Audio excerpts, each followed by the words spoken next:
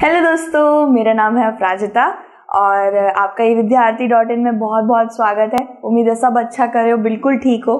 और जैसे कि आप जानते ही हो, वीडियो देख के पता चल ही गया होगा कि आज हम एक नया पाठ शुरू करने जा रहे हैं। पाठ नंबर 9, क्षेत्रीय संस्कृतियों का निर्माण। ठीक है, तो बहुत ही खूबसूरत सा ये पाठ है, बहुत सरल और साधारण सा है। मुझे काफ़ी आपको बताते काफ़ी खुशी हो रही है कि बहुत से जो लोग हैं ना, जो अलग अलग जगह से आते हैं, जैसे कि कोई बंगाल से है, कोई हमारे दक्षिणी भारत से आता है, तो उनके बारे में जब किसी विषय के अंदर बात होती है तो शायद कभी कभार गर्व महसूस होता है या फिर कभी कभार मज़ा भी आता है कि हमारे उस पर बात हो रही। तो आज मुझे काफ़ी मज़ा आने वाला है क्योंकि मेरी संस्कृति के बारे में बात होने वाली है। और जैसे कि आप जानते ही हैं, बहुत से बच्चे जानते हैं कि मैं बंगाली हूँ, तो इसके अंदर थोड़े बहुत ऐसे विषय हैं जो मेरे से काफ़ी ज़्यादा जुड़ते हैं। तो मैं छोटी मोटी चीज़ें अपनी भी आपसे बताऊँगी अपने बारे में। तो विषय हमारे सबसे पहले देखते हैं दोस्तों, परिचय। मैं आपको छोटा सा परिचय दूंगी इस पाठ का कि ये पाठ किस चीज़ पर आधारित है। उसके बाद चेर और मलयालम भाषा का विकास। दोस्तों, इस पाठ के अंदर भाषा और संस्कृति, इन सब के बारे में बहुत बात हुई है। ठीक है, और उसके बाद शासक और धार्मिक परंपराएं, जगन्नाथी संप्रदाय। तो जगन्नाथ मंदिर के बारे में बहुत लोग जानते होंगे, कुछ रहस्यमय बातें भी करेंगे भाई इस विषय, ये जब विषय आएगा तब बातें करेंगे जगन्नाथ मंदिर के बारे में और उसकी प्रथा के बारे में। फिर आएगा राजपूत और शूरवीरता की परंपराएं। देखिए, ये पार्ट एक ही जैसे हमने पढ़ा था ना, शायद पार्ट 4 पढ़ा था, उसमें सिर्फ और सिर्फ मुगल साम्राज्य के बारे में ही बातें थी या राजपूत के बारे में जो उससे जुड़े हुए थे। इस पाठ के अंदर सारे के सारे विषय अलग हैं, अनोखे हैं। इन्हें शायद याद करना आपके लिए थोड़ा सा कठिन हो, लेकिन हम इसे इतने सरल तौर पे समझेंगे कि आपको कोई दिक्कत नहीं आएगी। ठीक है भाई, 100%। तो राजपूतों की शूरवीरता के बारे में भी जानेंगे, जो लोग राजपूत हैं उनके बारे में भी। ठीक है, कमेंट बॉक्स में बताना राजपूत और ये सब बताते रहना कौन कौन है। कुछ अलग अलग रहस्य में कुछ आपको बातें पता हो तो जरूर कमेंट बॉक्स में शेयर करना। ठीक है, तो क्षेत्रीय सीमांतों से परे कथक नृत्य की कहानी। अरे वाह, कथक कौन कौन सीखता है भाई? मुझे पता है बहुत सारी लड़कियां कथक सीखती होंगी, लड़के भी सीखते होंगे, ऐसे बहुत हैं। अलग से विद्यालय के बाहर भी बहुत से बच्चे हैं जो तैरना सीखते हैं, कराटे सीखते हैं, कथक सीखते हैं, तो उसके बारे में भी जानेंगे। संरक्षकों के लिए चित्रकला, लघु चित्रों की परंपरा है। लघु चित्र दोस्तों क्या होता है? लघु यानी छोटे। ठीक है, छोटे चित्र, इसको अंग्रेजी में मिनिएचर पेंटिंग बोला जाता है। इसके बारे में भी पढ़ेंगे। इसके बारे में मुझे पहले से ही पता है क्योंकि मैं खुद एक चित्रकला की कक्षा में बैठने वाली एक छात्रा रह चुकी हूँ। ठीक है, मुझे जहाँ तक याद है यार, मुझे मेरे पेंटिंग की जब परीक्षा थी तब रिजल्ट में मुझे 98 मिले थे 100 में से। पता नहीं कैसे मिल गए, पर उन्हें मेरी पेंटिंग शायद बहुत पसंद आ गई थी। कम से कम 70 पेंटिंग्स बना के देनी होती है और अलग से लिखना होता है, थ्योरी कहते हैं उसे, थ्योरी लिखना होता है। मुझे पता है आपको 11th 12th में जाके आराम से ये आप जो लोगे, जो आर्ट्स लोगे, तो आर्ट्स में भैया आएगा ही आएगा। बंगाल नज़दीक से एक नज़र, तो बंगाल की तरफ भी भाई हम जाएंगे आज। एक क्षेत्रीय भाषा का विकास, मैंने बोला ना, इसमें भाषा संस्कृति के बारे में सबसे ज़्यादा है। और फिर पीर और मंदिर के बारे में पढ़ेंगे। मछली भोजन के रूप में। मछली, आप कोई कमेंट बॉक्स में मत लिखना मैम आप मच्छी चावल खाने वाली हो ना, तो भाई बंगालियों का बहुत सारा खाना होता है। जो मेरे बंगाली प्यारे प्यारे बच्चे मुझे देख रहे हैं वो जानते हैं। कमेंट बॉक्स में बाकी बच्चों को जरूर बता देंगे कि और भी खाने होते हैं भाई बंगालियों के। तो परिचय लेते हैं एक छोटा सा इस पाठ का, बाकी चीजें छोड़ के। लोगों का वर्णन करने के सबसे सामान्य तरीकों में से एक उनके द्वारा बोली जाने वाली भाषा का संदर्भ में है। देखिए, किसी भी व्यक्ति को आपको जानना हो, ठीक है, कि किस क्षेत्र से है, मतलब हम ना एक अनुमान लगा लेते हैं। जैसे उसकी भाषा सुनते हैं ना, हम अनुमान लगा लेते हैं किस क्षेत्र से आया है।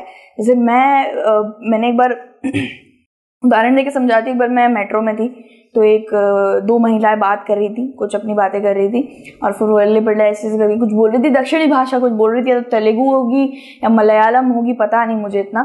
तो जब वो बोल रही थी, मुझे मेरे सर के ऊपर से जा रहा था वो किस भाषा क्या बोल रही है, लेकिन हाँ अनुमान लगा लिया था कि वो दक्षिणी भारत में से कहीं से आती हैं।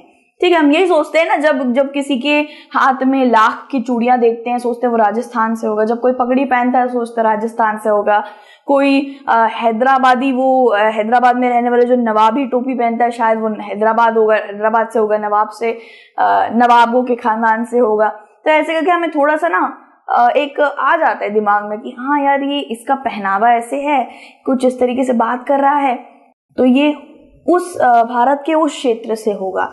अब मेरे एक खुद के अध्यापक थे, ठीक है, बहुत अच्छे अध्यापक है, मेरी अभी भी उनसे बात होती है।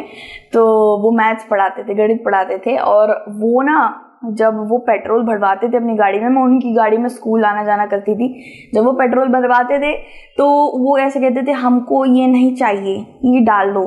तो व्यक्ति को, सामने वाले को लग जाता था अच्छा बंगाली है क्या, तो वो कहते थे हाँ मैं बंगाली। तुमको कैसे पता चला? क्योंकि आपकी हिंदी साफ नहीं है। तो बहुत सारे बंगाली होते हैं जिनकी हिंदी साफ नहीं होती है इतनी, ठीक है। हमें एक तरीके से पता चल जाता है, जैसे हम कुछ पंजाबी झलक देखते हैं, देखिए पंजाबियों को मतलब देखना ही पता चल जाता है वो पंजाबी है, पग वग पहन के रखते हैं, सुंदर सुंदर कुड़ियां जो होती हैं बड़ी सुंदर कपड़े पहनती है, सलवार कमीज, वो पता चल ही जाता है कि पंजाबी है ना। तो हम कैसे तैसे कुछ चीजें होती हैं, कुछ हमें स्रोत मिल जाते हैं जिससे हमें सामने वाले की भाषा और उसका संस्कृति पता चल जाता है। दोस्तों, हम किसी व्यक्ति को उसकी भाषा, क्षेत्र, भोजन, कपड़े, कविता, नृत्य, संगीत और पेंटिंग से समझते हैं। बिल्कुल सच बात है, हम किसी व्यक्ति को ऐसे ही समझते हैं।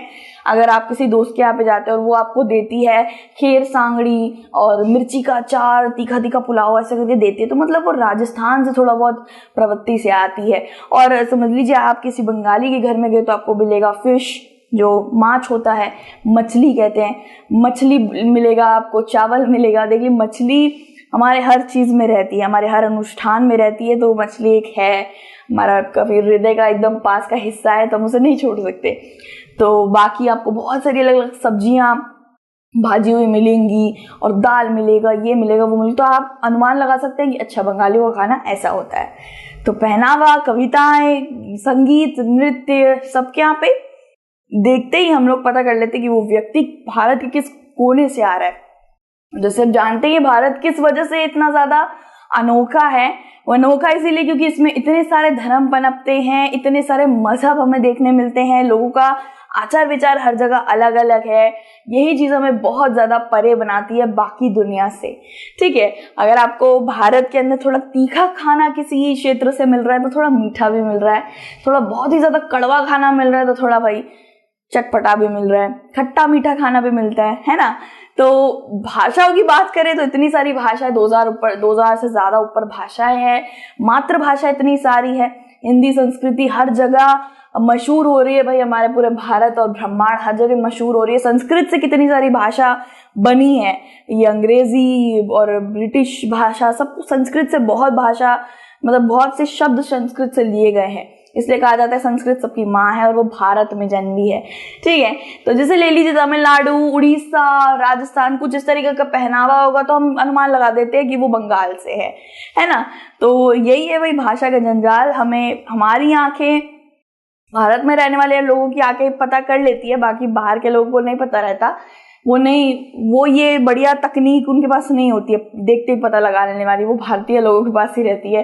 तो जब कोई व्यक्ति तमिल या उड़िया में बात करता है, ठीक है, जब कोई तमिल या उड़िया भाषा इस्तेमाल कर रहा होता है तो हम उन्हें कॉन्फ़िगर करते हैं कि वह तमिलनाडु या उड़ीसा से है।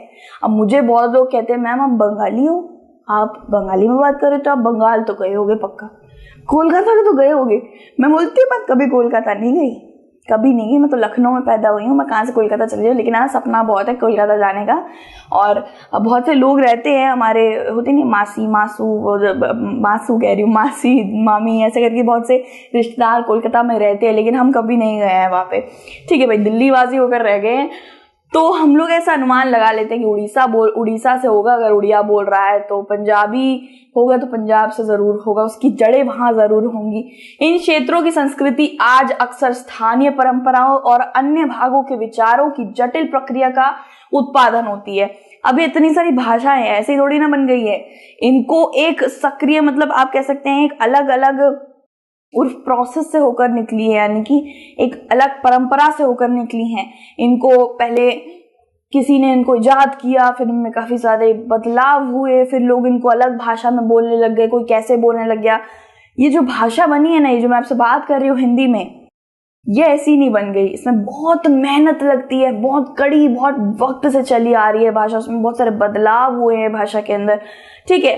तो कुछ क्षेत्र अपनी परंपरा को कभी नहीं बदलते हैं। कुछ कुछ क्षेत्र में जो भाषा इस्तेमाल होती है, जो संस्कृति इस्तेमाल होती है, वो कभी नहीं बदलती। अगर वहां पे कांसे की थाली में खाना खाया जाता है तो आज भी कांसे की थाली में ही खाया जाता है, क्रॉकरी या बड़े बड़े कांच के बर्तनों में नहीं खाया जाता है। लेकिन अगर आप अभी दिल्ली में देख ले, यूपी में देख ले, तो यहाँ पे आपको दिख जाएगा कि लोग अब थोड़ा सा आधुनिक चीजें इस्तेमाल करने लग गए हैं। बड़े बड़े टैब, लैपटॉप, कंप्यूटर और सुंदर सुंदर कपड़े, जीन पैंट वगैरह वगैरह, तो वह ये सब इस्तेमाल होने लग गए। लेकिन अगर आप ठेठ जगहों पे जाए, ठेठ यानी कि जो संस्कृति को अपना पकड़ के बैठे हुए हैं, नाम लेने पे आप किसका नाम लो, बहुत सारे लोग आधुनिकता की ओर बढ़ गए हैं। अब देखा जाए तो अगर आप आदिवासियों का नाम लो, तो आदिवासियों के पास ना फोन है, ना लैपटॉप, कुछ भी नहीं है। वो अपनी संस्कृति की जड़ें पकड़ के बैठे हुए हैं। वो जैसा पहनावा वो 500 साल पहले करते थे, वो आज भी वैसा पहनावा ही करते हैं, ठीक है। आज भी मैं राजस्थान अगर आप थोड़ा चले जाए तो आज भी वहाँ के लोग खूबसूरत मोजरियाँ पहनना बहुत पसंद करते हैं, ना कि बड़े बड़े वो नोकीले बड़े बड़े बूट और जूते। तो भाई यही है कि बहुत से लोगों ने अपनी संस्कृति या परंपरा को कभी नहीं बदला। कुछ ने दूसरों से प्रेरणा ली, ठीक है, कुछ ने दूसरों से प्रेरणा ले ली। जैसे कि अगर यूपी में कचरे के डब्बे लगाए जा रहे हैं बहुत सारे लाइन से, उन्हें हरा कर रखा है, तो दिल्ली ने भी थोड़ा सा ऐसे देखा, अच्छा ये ऐसे करके कराए तो हम भी ऐसे कर सकते हैं। कुछ लोगों ने प्रेरणा ली, ठीक है। कुछ नए क्षेत्र बनाते हैं और कुछ पुरानी परंपराओं से विचार प्राप्त करते हैं। तो ऐसा ही होता है, कोई कोई अपनी भाषा नए बना लेते हैं, कोई कोई पुरानी भाषा कोई ले लेते हैं, कोई पुरानी भाषा को अपने तरीके से थोड़ा बदल के उसको एक नया भाषा बना देते हैं।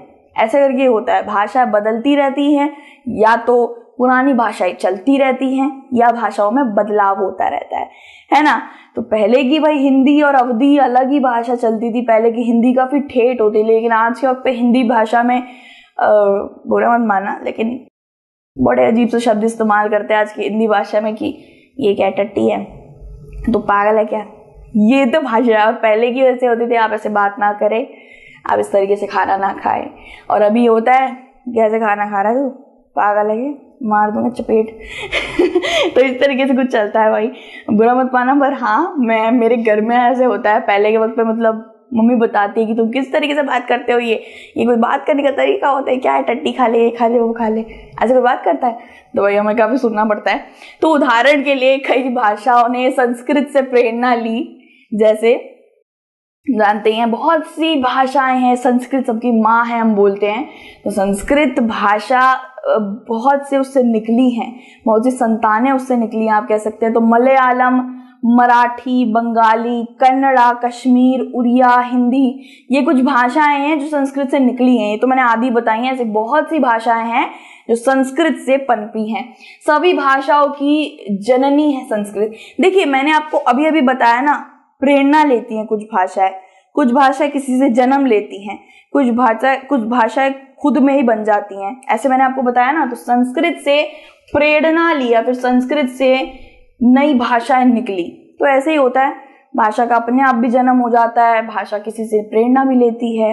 पता नहीं चलता यार, भाषा का जंजाल बड़ा जटिल जंजाल है। तो संस्कृत आप जानते ही हैं, युगों से संस्कृत चलती आ रही है, ब्राह्मणों की इस्तेमाल करी हुई ये भाषा है। और आज भी संस्कृत का काफी महत्व है। अगर आप संस्कृत में आगे जाके कोई डिग्री लेते हैं तो वह बहुत महत्व होगा उसका। मेरी एक अध्यापिका थी, वो संस्कृत में उन्होंने मास्टर कर रखी है। तो भाई उनको काफी ज्यादा बहुत अच्छे उनको काम करने के ऑफर आ रहे थे बाहर के देशों से। तो लेकिन उन्होंने मना कर दिया। उन्होंने बोला नहीं, मैं अपने भारत में ही बच्चों को पढ़ाना चाहती हूँ, क्योंकि मैं संस्कृत अच्छा पढ़ाती हूँ, तो मैं सोचती हूँ कि इनको काम आएगा। ठीक है, तो ये हमारा भाषा का जंजाल, संस्कृतियों के बारे में एक छोटा सा मैंने लिया आपका परिचय। तो चेर और मलयालम भाषा का विकास, देखिए फिर से एक और भाषा के बारे में हम दूसरे विषय में पढ़ने वाले हैं। ये जितने भी नोट्स वगैरह होते हैं ना दोस्तों, ये आपको evidyarthi.in में मिल जाएंगे। आराम से आप इनको पढ़ लीजिए और आपका एक विषय हो जाएगा आराम से 5 मिनट में। ठीक है, तो वही अपना ध्यान रखिएगा। दूसरी वीडियो में आपसे जल्दी से मिलते हैं। Take care, God bless you always, bye bye.